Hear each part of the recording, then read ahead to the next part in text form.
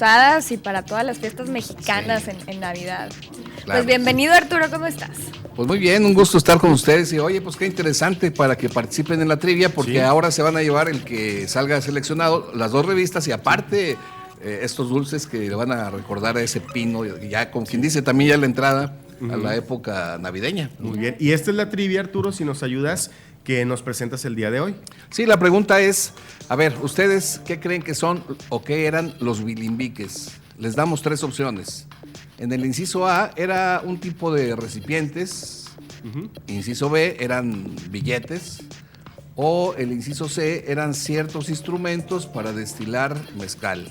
Bueno, escoja su respuesta, llame y participe en esta rifa y quien quite se lleve los premios. Muy bien.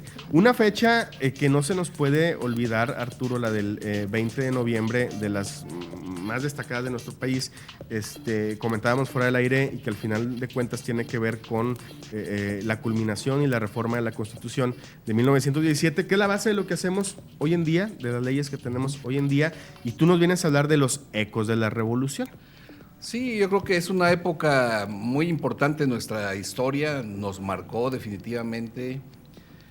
A veces no tenemos ni siquiera idea de cómo fue la vida para las personas que les tocó vivir esos años. Nuestros abuelos en algunos casos, bisabuelos en otros, depende de la edad que tengamos.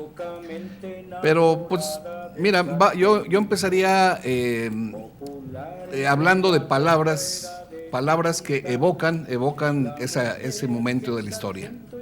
Por ejemplo, si decimos la palabra Adelita, claro, inmediatamente te imaginas a la muchacha vestida de revolucionaria con sus carrilleras. Con su traje típico. Una carabina al hombro y bonita, ¿verdad? Porque así la describe la canción.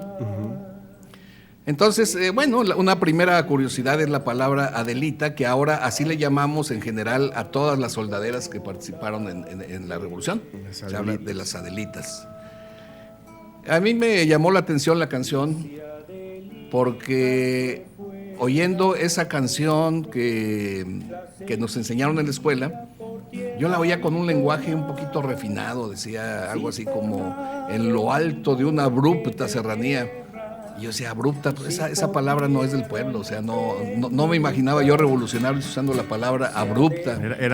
Suena más citadina. Sí, y la palabra moza, o sea, decía yo, no, aquí hay algo raro, ¿no? Entonces me puse a investigar sobre el origen de esta canción Adelita. Lo primero que encontré es que se han apuntado varias candidatas para decir, a mí me la compusieron, ¿verdad? Muchachas de la época. Y hay varias, pero la que más suena por ahí, esa historia te la vas a hallar mucho ahí por internet, es una enfermera de nombre que se llamó Adela Pérez. Se dice que por ahí por 1914 a ella le tocó atender a un soldado herido, ¿sí? Y que pues el soldado ya una vez que se recuperó, en agradecimiento y en admiración a ella, pues le compuso esa canción y que luego se hizo popular. Estamos hablando de que esa es la historia que más suena. Tendría entonces la Adelita un nombre, Adela Pérez. 1914 estaba la mera época revolucionaria. Pero, ahí está el pero, como siempre, ella anda buscándole, ¿no? Tenía que haber un pero. Encontré por ahí un libro de un investigador de folclore mexicano, yo creo que el más importante que hubo el siglo pasado. Él se llamó Vicente T. Mendoza. Y en un libro donde él publica una colección de corridos de diferentes épocas de México, él encuentra el corrido de Adelita, pero lo documenta en 1908. Y la revolución empieza hasta 1910. Sí. Entonces, esto es una prueba de que el corrido no es corrido de la revolución, sino que ya existía. Y se empezó a cantar, como se cantó la cucaracha, se cantó la rielera, eran cantos que acompañaban a la tropa. Y la original Adelita, fíjate que la letra que él reporta, la copié porque me llamó la atención, la voy a leer, es un parrafito chiquito.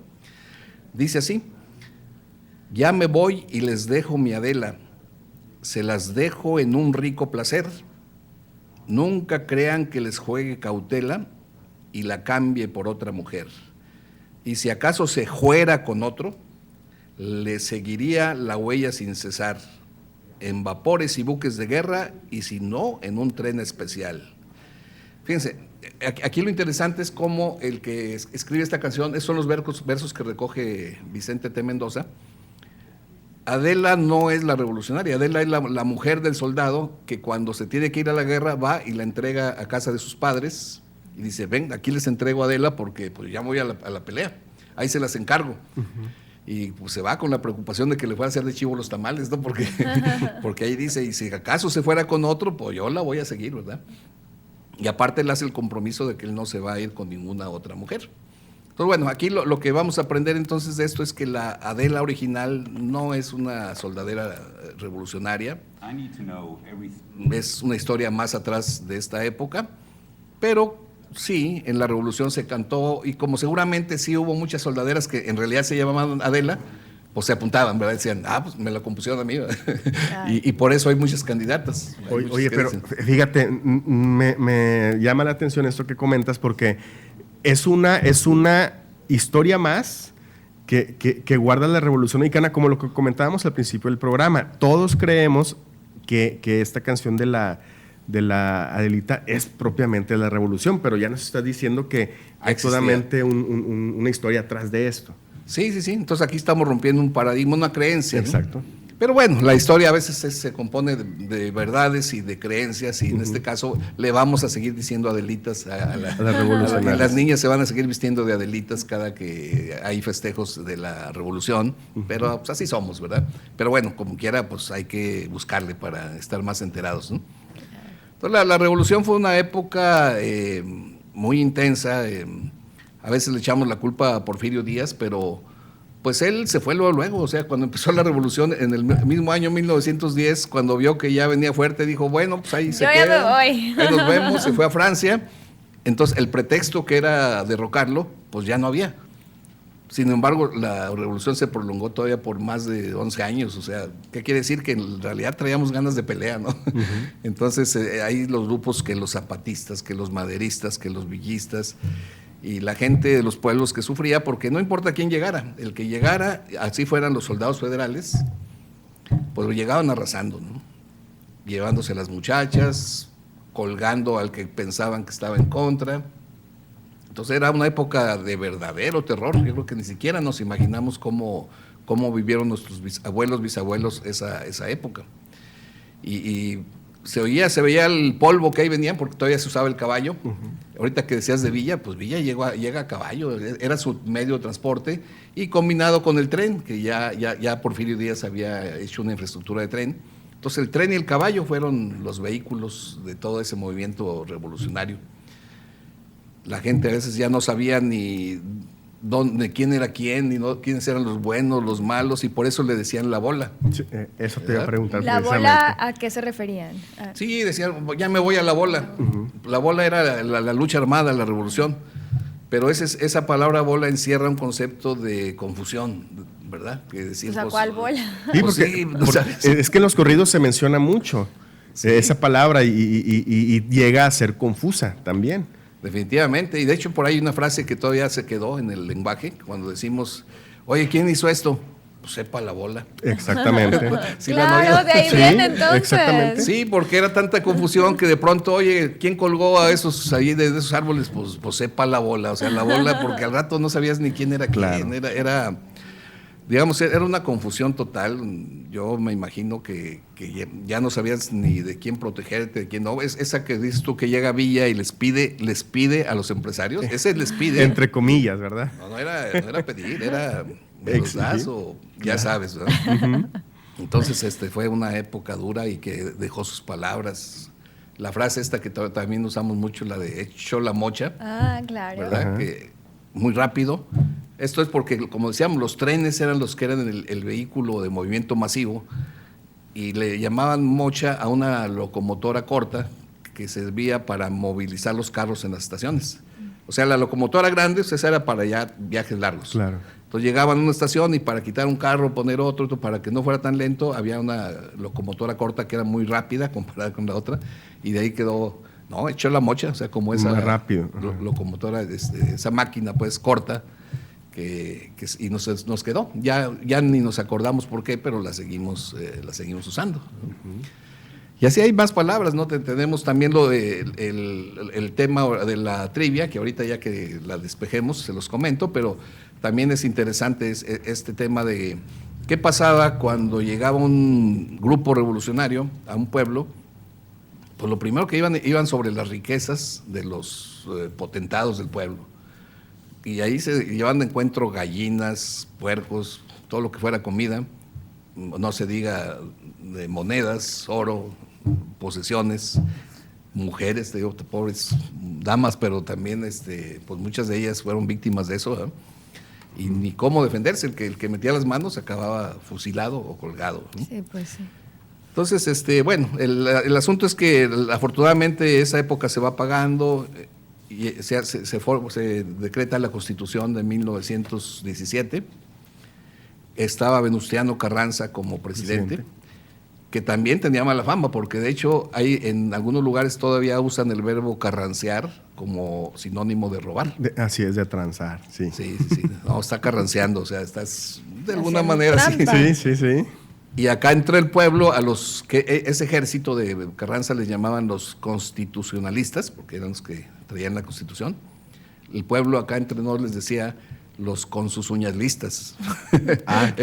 Porque así era la imagen que tenían. Ajá. Ahí vienen los con sus uñas listas, así que escondan todo, ¿no? Ajá. Porque así eran todos, o sea, era un ambiente, pues me imagino, como les decía al principio, de terror, porque ya no sabías quiénes eran los buenos, no había buenos ni malos, todos eran... Era la bola. Era la bola. ¿Y quién fue el que lo hizo? Sepa la bola. Así es, ¿eh? Muy bien. Bueno, vamos a la respuesta de la trivia. Mira, yo creo que explicamos mal la trivia. Te voy a decir por qué, Cristi, te voy a decir por qué, Arturo.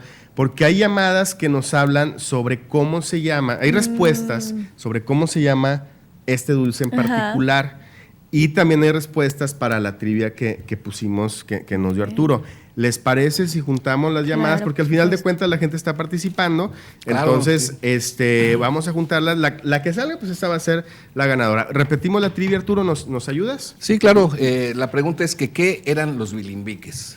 Era, inciso A, un tipo de recipiente, inciso B, billetes, o inciso C, instrumentos para destilar mezcal. Muy bien, ahí está. Bueno, la C no, porque lo que sirve para destilar no se llaman bilimbiques, se llaman alambiques. Se parece la palabra, ajá, pero no es, ¿verdad? ¿Y esos instrumentos que dices alambiques también vienen de hace muchos años? Sí, esos desde la época de los alquimistas, ya saben, los alambiques eran para hacer destilaciones con algo que hierve y luego lo volvías a condensar, y eso es una destilación. Pero no, en este caso los bilimbiques era justamente, como ya bien comentaste, una palabra de la época de la Revolución. Y pasaba esto, que llegaban, por ejemplo, Villa, llegaba a un pueblo, confiscaba todo lo que era metal, plata, oro, monedas, y a cambio, para que hubiera movimiento del comercio, emitían una serie de billetes con la foto, la cara de Villa o cualquier otro revolucionario, y ahí le ponían Banco de Pancho Villa o Banco de Chihuahua, o sea, billetes, y se los daban a la gente, y valían, mientras estaban ahí ellos. Claro. Porque en cuanto ya venían los otros y los corrían, entonces todo ese dinero ya no servía valía. Para nada. Entonces, a ese tipo de billetes la gente los llamaba bilimbiques, que el nombre nace en una mina de Cananea, en donde había un gringo que administraba la mina y que se llamaba Billy Wick. Entonces dicen que él, cuando empezó a escasear el dinero, a los trabajadores les pagaba en un papelito, les ponía su firma Billy Wick, y 10 pesos, ahí va tu pago, ¿no? Y pues de pronto pues nadie se los quería aceptar, entonces decía, oye, pues me estás pagando con Billy Wicks, o sea, del Billy Wickes quedó bilimbiques, como señal de un billete que no te sirve para nada. Porque no eran emitidos por el gobierno, más sin embargo la gente los utilizaba como pagos. Sí, y por ahí hay muchos bilimbiques, gente que todavía los colecciona, que se quedan con ellos, porque había de San Luis Potosí, de Chihuahua, y cada uno hacía los suyos, ¿no? Excelente. Bueno, vamos a sacar el ganador, mezclamos las llamadas, aunque no haya sido la respuesta de la trivia. A ver, Arturo, un ganador. Bueno, primero que nada, muchas gracias porque estuvo muy nutrida la participación. Y en este caso, pues al que seleccionamos es Adolfo del Castillo, de Industrias del Poniente.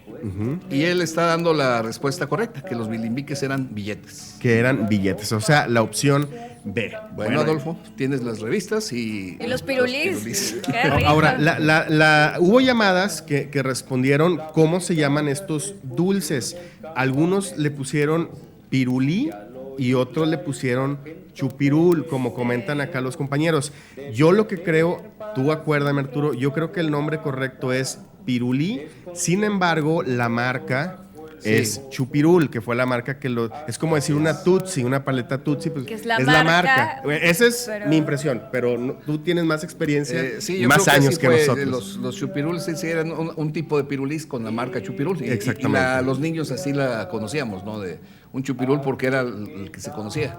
No había competencia, pues. Muy bien. Y aquí en el medio regiomontano, yo creo por eso se quedó también en la memoria esa palabra chupirul. Muy bien. Ahora, si usted que nos está viendo tiene ¿Alguna otra respuesta, digo, nosotros aquí le estamos haciendo así de una manera rápida y espontánea, pues usted tiene una respuesta, llámenos y nos dice, ¿verdad? Para complementar. Claro que sí, o compártela en nuestras redes, en La Otra Tarde TV. Excelente. Sí, claro que sí, pues lo importante es divertirnos con el lenguaje, porque al mismo tiempo es imposible no hablar del lenguaje y no aprender de historia porque está muy ligado, ¿no? Excelente. Entonces, creo que con eso se logra el objetivo. Excelente. Bueno, pues nos vemos el próximo viernes. Sí, claro que sí, que la pasen muy bien. ¿Y te leemos? ¿Te escuchamos? El domingo en El Horizonte, editoriales, y al rato en Radio AM, 1500 de AM de 4 a 5, ya me cayó el 20. Excelente. Bien, pues nosotros damos una pausa, pero no se vayan porque Coque Álvarez ya está aquí en el estudio para darnos sus recomendaciones de cine. Regresamos.